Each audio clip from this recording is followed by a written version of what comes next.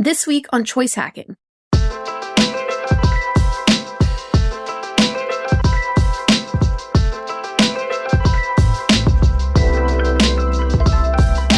Known for creating iconic household names like Tide, Head & Shoulders, and Gillette, Procter & Gamble literally invented the modern brand. And back in 1996, they were ready to launch what they thought would be another massive brand. It was a technology and a product the world had never seen before. A spray that could erase smells. Not cover them up with a stinky perfume, but actually erase them from existence, leaving a home smelling soft and clean, like when you open the windows and a fresh breeze blows in. And that's why they called it Febreze. P&G had high hopes for the rollout, and sales were strong at first. But they noticed that people weren't coming back to buy another bottle. It was a one-and-done purchase, a death sentence for any new household cleaning product. To succeed, these products have to be bought again and again, ideally becoming a household staple that makes it onto the family shopping list. So P&G's market research team followed some customers into their homes to do observational research and try to solve the problem. And they discovered something fascinating. I'm Jennifer CLINEHENS, and you're listening to Choice Hacking, a podcast about what makes buyers tick. Join me today as we examine how Febreze, a simple odor-removing spray, went from a failing brand to a massive success, earning the title of the 25th billion-dollar brand at legendary house of brands, Procter & Gamble, all with a bit of marketing psychology and behavioral science. But before we get started, I want to take a few seconds to tell you more about choice hacking.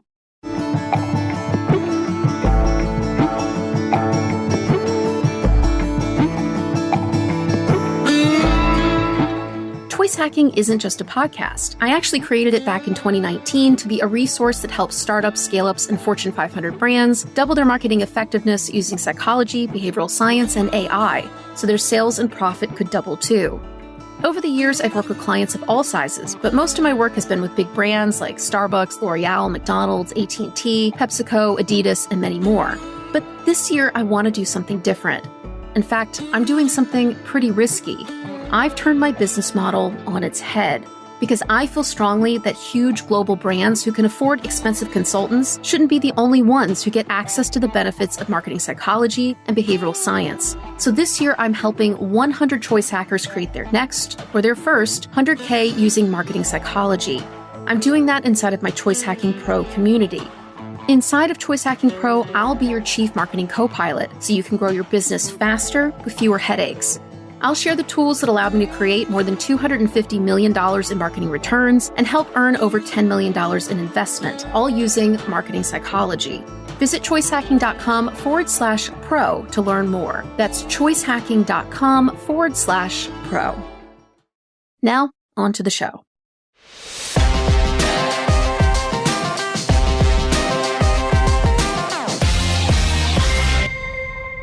Procter & Gamble's marketing team was in a bit of a pickle. They'd spent millions developing the technology and the brand behind Febreze, millions more getting it on the shelf and in front of customers. And everyone they talked to loved the product, the idea itself, and the actual product. But when the P&G market research team went into people's homes to watch them use it, they quickly discovered the behavioral problem behind their repeat sales problem. People love Febreze, but they weren't sure when to use it. And because they weren't sure when to use it, they didn't use it at all. Eventually, people forgot they'd even bought it, so they never bought it again. And research has found that actually this is a common problem that brands have with new products. It's not that no one likes the product, it's just they forget to use it, either because they don't know or understand where it fits into their existing life, their habits and routines. Now, P&G were smart. They knew they had a habit problem on their hands. The question was how to solve it.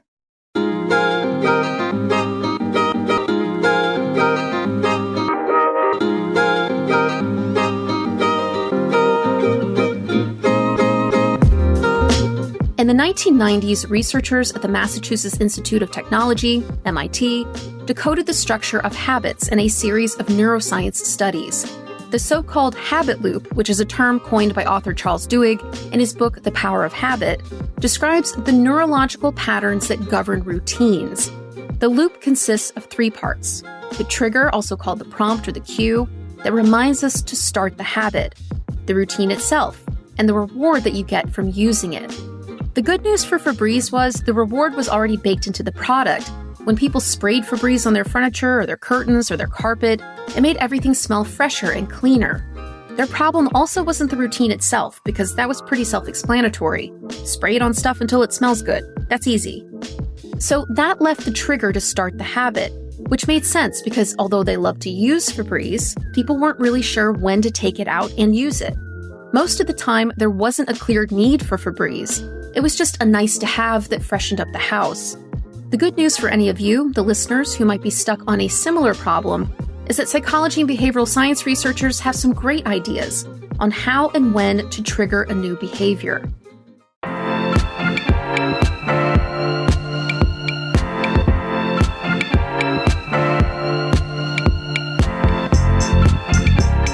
Studies have shown there are 5 basic categories of habit triggers. Not all of them are a great fit for every single product, but they do give you a great jumping-off place for prompting a new product habit. First is time. Time of day can be a trigger to perform a habit. For example, you might eat breakfast every day at 7:30 a.m. because it's time for breakfast. Not because you're hungry, it's just time to eat. Next is mood. Habits can form as ways to self-soothe.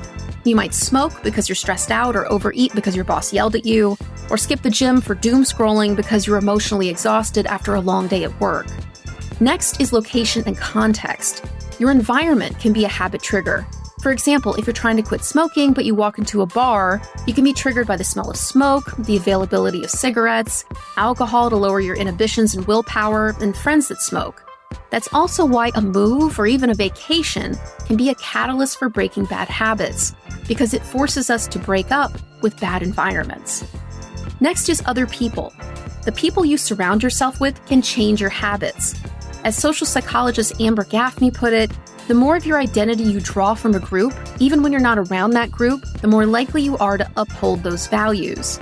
A 2014 study found that our social group can influence us to keep our good habits or encourage us to break the rules.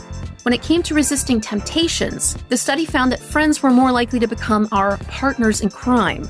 Last is preceding action, and this is the one that piqued the Febreze team's interest. It's easier to make a habit stick if it's built off an existing chain of actions rather than just pure motivation. For example, it's easier to say, I'm going to exercise at 5 p.m. right after I close my laptop for the day, than to say, I will exercise today.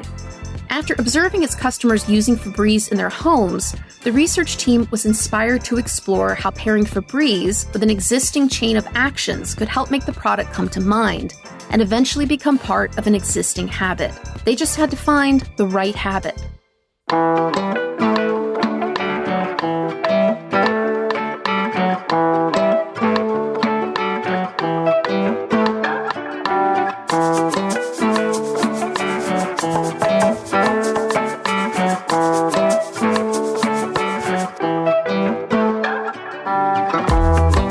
P&G's marketing team thought about all the different ways that Febreze could be used to freshen a home, deodorizing things like furniture, curtains, stinky shoes, rugs, and carpets. But which one of these habits made the most sense to pair with Febreze? They landed on vacuuming. It was something that most people did at least twice a month, and no home really felt clean without. As opposed to cleaning curtains or furniture, which some people do but aren't regular chores or habits for most homes. If P&G could frame Febreze as a part of the vacuuming routine, they could get people to remember where and when to use it. So P&G started running ads that show people vacuuming their house, using Febreze as the finishing touch to their cleaning routine.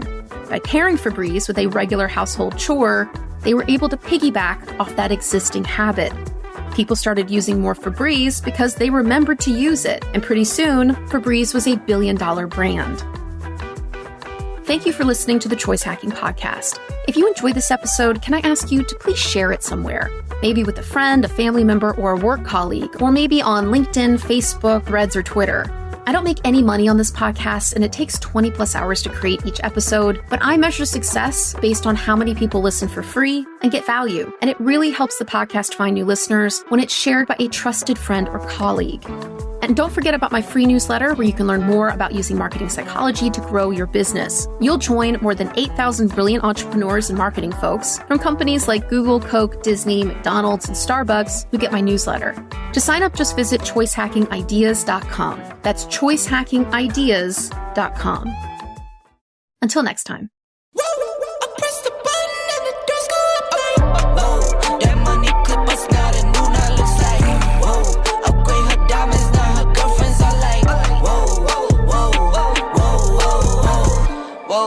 I hit record a drop, you can't ignore it.